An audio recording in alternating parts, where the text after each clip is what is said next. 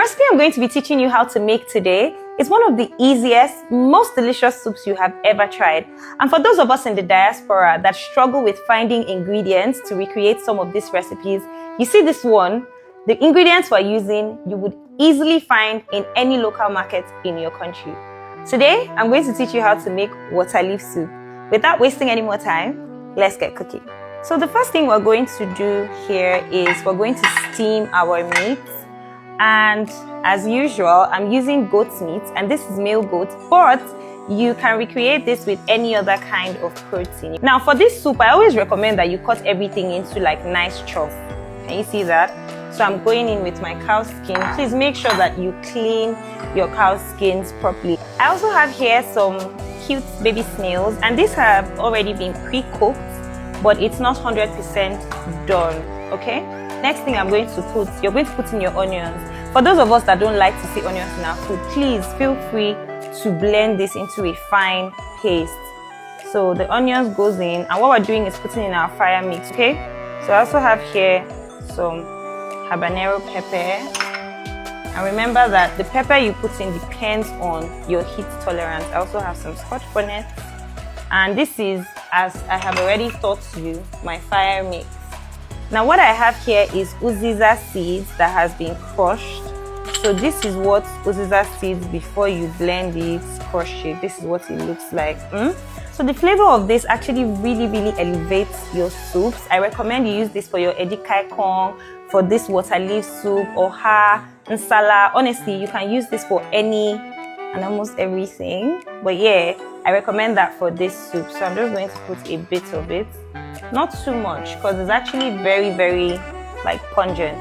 Then I'm also going to put in my stockfish. I call it soft scale soup. So everything I use for it, see, I cut the cow skin into small pieces. The goat meat is cut into bite sizes. The stockfish, I don't use the head, I use the stock flesh, because it's just supposed to glide into your mouth and just, go very nicely. My seasoning of choice for today is my Gino Asun seasoning cubes. This is the one I'm obsessed with, and I promise you, when you use it, you'll understand why. I recommend that you season your meat. Season your meat. Enough onions, enough pepper. Just go in with enough spices and seasonings so that your base is already very flavorful. So we have put in all our spices and the proteins. Somebody probably wants to ask me, why are you cooking everything together? Because I want all the flavors to marry well in this base. Remember, I told you that the base of your soup is the foundation of the soup. So I'm trying to lay a very good foundation for my soup. I've given this a good mix. I'm going to go in with some water. So someone probably wants to ask me, oh, why don't you let the meat steam before you add water? You can choose to do that. But again, the water or the liquid content in this goat meat is not enough to cook the meat through. And for this soup, I'm still going to allow the water to cook and literally reduce until it's just a thick sauce that is left. So that flavor that I'm trying to achieve, if you steam the meat, I'm still going to achieve that with the way that I'm cooking it now, okay? So now that our meat is cooking, I'm going to prepare the vegetable that I will be using for this soup. Primarily, you only need one leaf to make this soup, and that is why I said it is very suitable for those of us that are in the diaspora, because all you need is water leaf. In my tribe, we call this imomoinko. Now for those of us abroad that are probably wondering, what's a good substitute for this? Spinach. If you can find spinach anywhere, you can use that to recreate this recipe. And even if you don't have these uziza leaves or the uziza seeds, you're good to go, because I promise you, my mother makes this soup, and this is one of the best sellers in Calabar Port. She makes at least 4 batches of this. That's the big tray pans of this in a day. Sells out every single time. So I have already prepped my water leaf, and I've shown you guys how to do this in the edikaikong and in the afang video. So go down and go and check for it. So it's been washed. I'm going to just quickly cut it. And again, the rule still applies. You want to cut it into very tiny pieces, okay?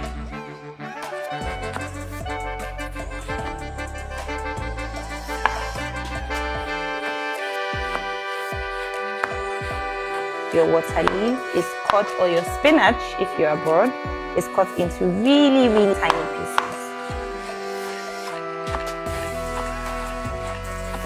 Okay, so we're done with this batch, and I'm just going to do it with batches till I finish the entire thing. It's been about 15 minutes, and I'm just going to check on our protein.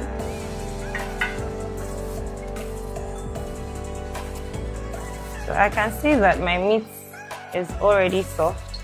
But remember that I told you that we're going to allow this water to reduce completely. So I'm still going to cover the pot back and allow it to continue to cook. But before I do that, I'm going to add in some crayfish.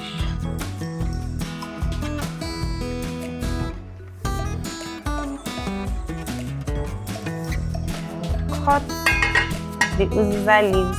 So this is the uziza leaves, and I have already washed. And we're just going to cut. Again, same rules apply.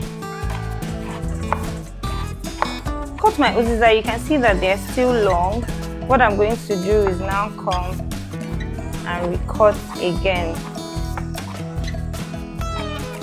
you can see now that we're back. This same box.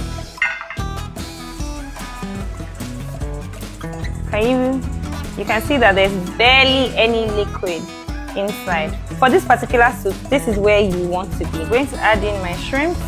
Mind you, this is optional, but I recommend it because it actually sort of makes this taste really nice. Shelled periwinkle. And you may see in my red oil. And I'm going to add my red oil in 2 stages.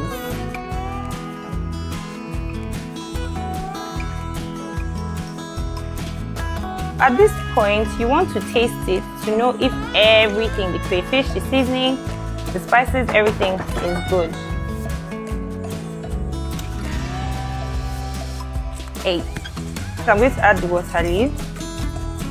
Let's see how beautifully cut this water leaf is. Add in the uziza. In goes my chopped onions. Again, if you don't like to see onions, you can blend it into a finer paste. And the last bit of my habanero. I'm going to mix.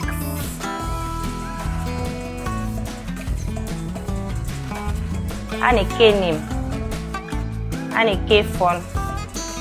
And it can be affordable depending on what you choose to put inside. Always see them case and K free joke. That's when you cook this soup. In translation, this is not the soup you cook and put in the fridge. You make this one, eat it now. Chop now. So we're covering this and allowing it to cook. See, at this point, count 1 to 60. You don't want this thing to overcook. You want it to stay green, fresh and beautiful. That's what we want to achieve. Don't allow your water leaf to die, okay? If you have any questions, you already know now. Don't make a comment section. Okay, so it's been 60 seconds juice into the soup. So in case you were wondering, is the soup not going to be too dry? It's not dry at all. We'll now put our final dash of red oil. Now, we see that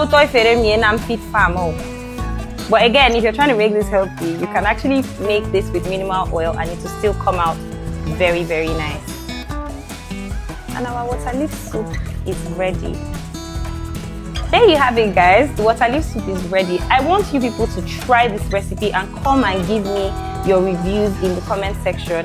If you have any questions about this recipe, feel free to ask me in the comment section. And if there's anything you want me to teach you how to make, please put it in the comment section as well. Now, if you want to learn how to make this and over 170 other amazing recipes, you want to click on the link in my bio to register for my upcoming Christmas menu online cooking class. There's just 12 days until the end of registration. I mean, class is just 50,000 naira before tax. And you stand a chance to win a brand new car or a fully functioning food truck or 5 million naira or any other amazing prize. What are you waiting for? Register now. Thank me later. Was this helpful? Thank you for listening. If you enjoy this, stay tuned for more beautiful updates from the world of celebrity, entertainment, culture, and family celebrations. Don't forget to like, share, and subscribe. Love you all.